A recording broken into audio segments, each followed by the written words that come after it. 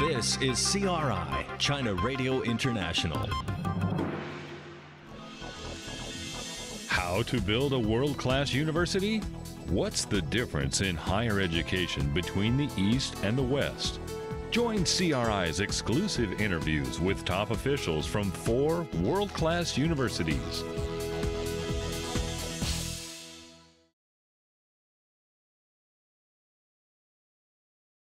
Mr. McCutcheon, welcome to the program.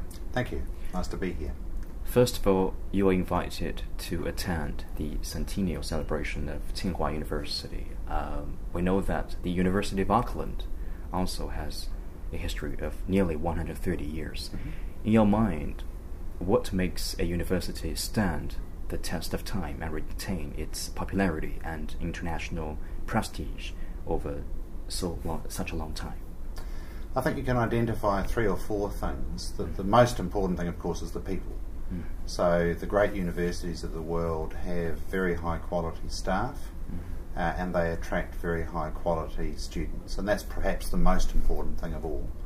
A strong level of financial support from government, from donors, from research contracts allows you to do the things you need to do to give a good environment to students, to hire top professors, to allow them to do their research and teaching in a high quality environment. And I think also a sense of history. So universities that have been around a long time, and of course Tsinghua and Auckland have been around for 100 years, but the great universities of Europe have been around for 700 or 800 years. There's something about creating an important high quality academic environment that means people want to keep coming.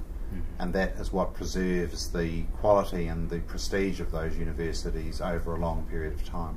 Mm-hmm. How do you compare Tsinghua University with the University of Auckland, one from the East and one from the West? And what is special about the University of Auckland that make it stand out? I'm not sure you can compare them really. I mean, the 2 universities come from different systems, different traditions, although when we work with colleagues from Tsinghua, in some respects what's striking is not how different we are, but how similar we are. Mm-hmm. The universities have aspirations to be high quality institutions, to attract the best staff and students, to give the students a good experience academically and socially, to do research that will be important for the development of the people in their own country as well as for the people of the world, and to collaborate internationally in achieving that. So those are things that we have in common. I think what Auckland has is we have a history of a university established in the British tradition. We have a strong focus on trying to be excellent in everything that we do, and we have a strong focus on bringing the advantages or the benefits of our research to our local community in New Zealand, but also to communities around the world. And I think in most respects we would be much more similar to Tsinghua than we would be different. Mm-hmm. You mentioned that the University of Auckland had a strong British tradition. Has the university transcended upon this kind of tradition and developed its own kind of characteristics? Oh, absolutely. I think those traditions evolve. So if you look back 50 years, say, research was not a strong feature of many Western universities. We now know that in a lot of Western universities, the amount of research they do, the quality of the research, the impact of the research is an important part of what determines their rankings or how well they are thought of. But research in universities as a major activity is comparatively recent. And so that tradition of what was initially mainly a teaching-based university to one where research and the application of research plays a very important part is part of the evolution that occurs over time. But the tradition also remains in the sense that, for example, I am referred to not as the president of the university, as I would be in China, but as the vice-chancellor. And the term vice-chancellor comes from the origins of the European universities, the British universities, in the church. And so that's a part of our history which has evolved, but we can still trace that tradition back to our roots. Mm-hmm. Most of the world-class universities are research-oriented universities, but how do you balance research and education for a top university, especially from the Well, perspective? I think there's a misunderstanding. Many people think that a university professor can be good at research or good at teaching. That if you put all your effort into research, you cannot put effort into teaching. I don't think that's true. Most of our top professors are very good at research and they're very good at teaching. And actually they're very good at everything. Mm-hmm. So I don't see a problem, I don't see a conflict between research and teaching. What we want to do is to give our students the experience of learning in a research-informed environment. So that means that we want our students to be exposed to the latest research methods in their field. We want them to be exposed to the philosophy of research. We want them to be exposed to the latest research ideas.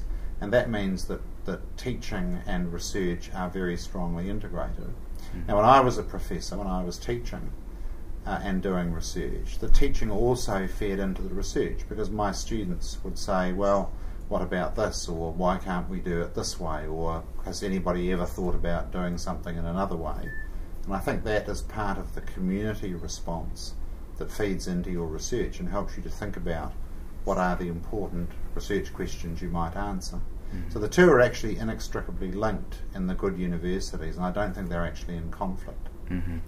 You are a professor and you are an administrator for a university. Well, I used to be a professor. Yes. How do you compare these kind of two different roles? I mean, and especially how your experience as a professor laid tracks for your later career as a vice chancellor. Well, I think they're very different jobs, but there are some similarities. When I was a professor, I studied physiology in humans and animals, and I was interested in how humans and animals go through very rapid changes in their lives, which have a big impact on their nutrition, but they still manage to stay in balance. So if you think about, for example, a pregnant woman or a pregnant animal, the changes in their nutrition, the demands placed on them by the baby are very, very significant, and their nutrition has to change a lot, and yet they maintain, say, their blood glucose levels, they maintain normal bodily function. And so that's about how do you change a system, how do you allow a system to change without throwing it into crisis. And to some extent that's very similar to running a university.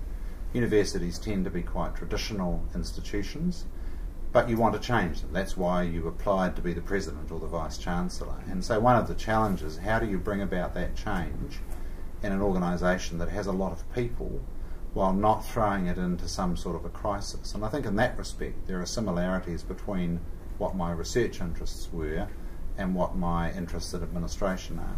And similarly, if you've been a professor, you should know how to talk to people. Mm-hmm. You've been in the classroom, you've thought about how to help people understand difficult concepts, and when you're talking to staff or to students about how you would like to see the university change, I think those skills are important as well. Mm-hmm.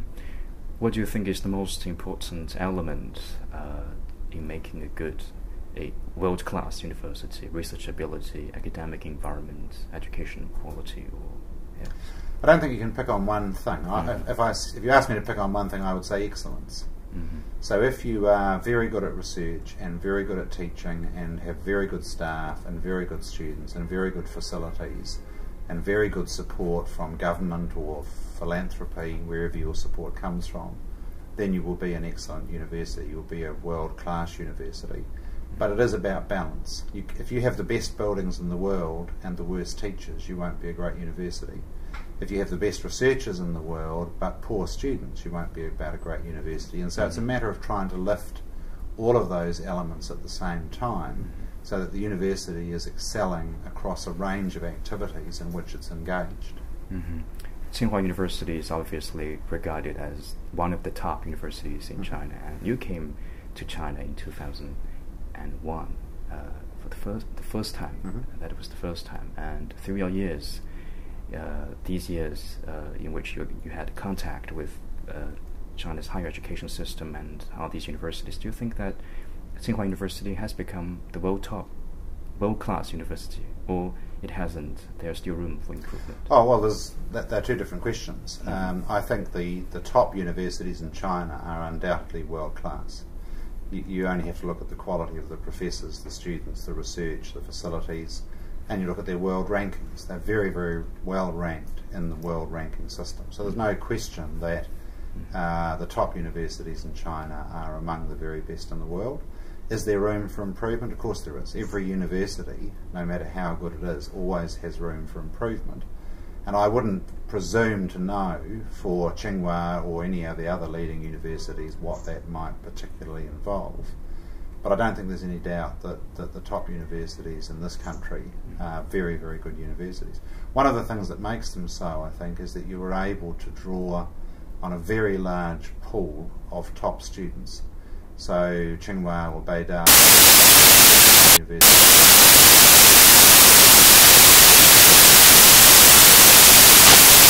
They can bring there's a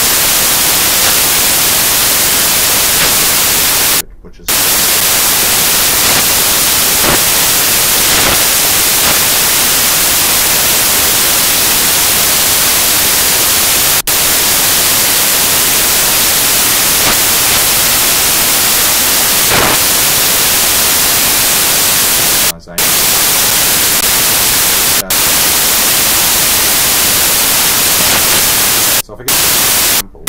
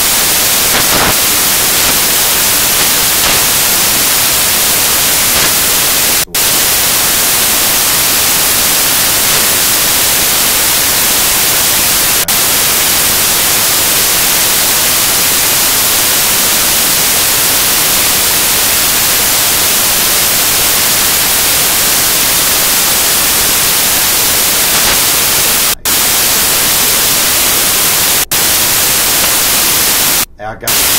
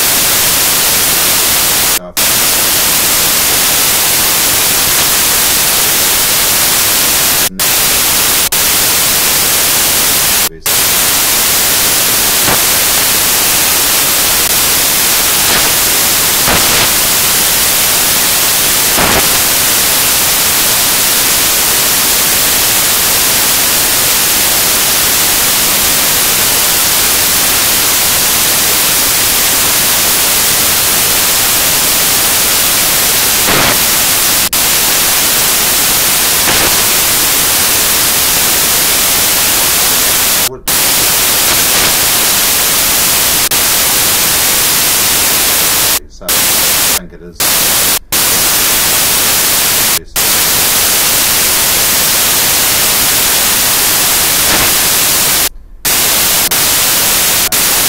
is China.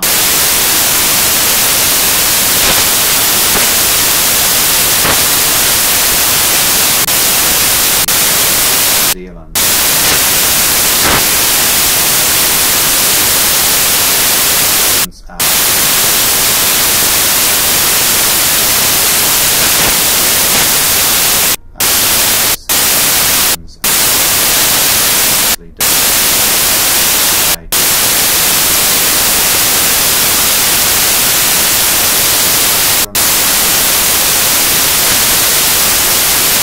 We all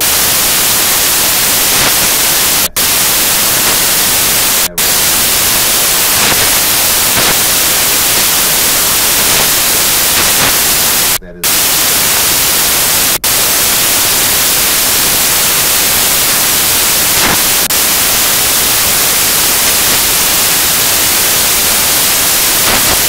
but in what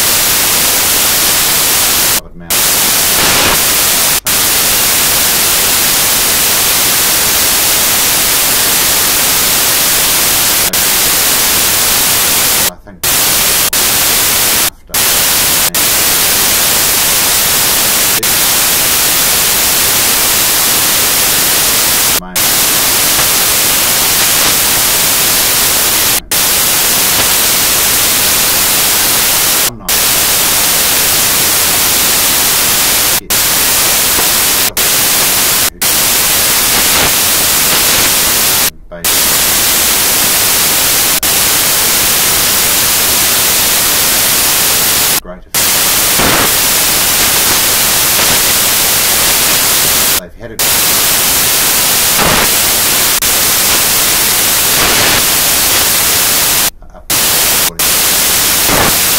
you might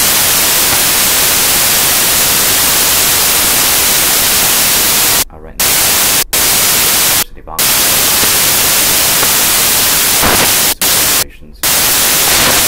advantages and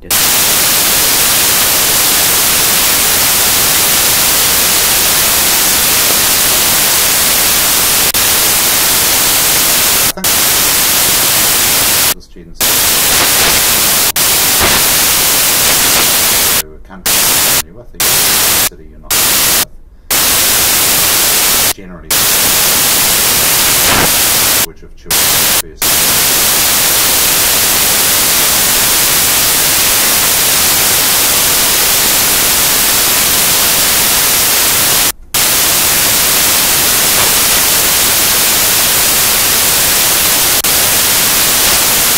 But only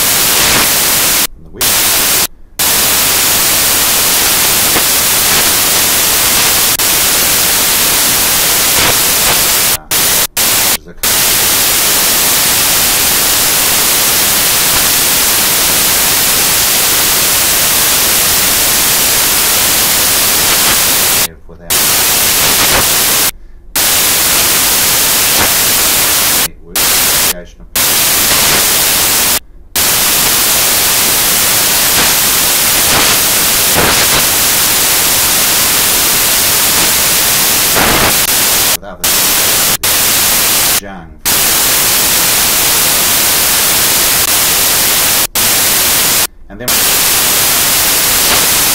students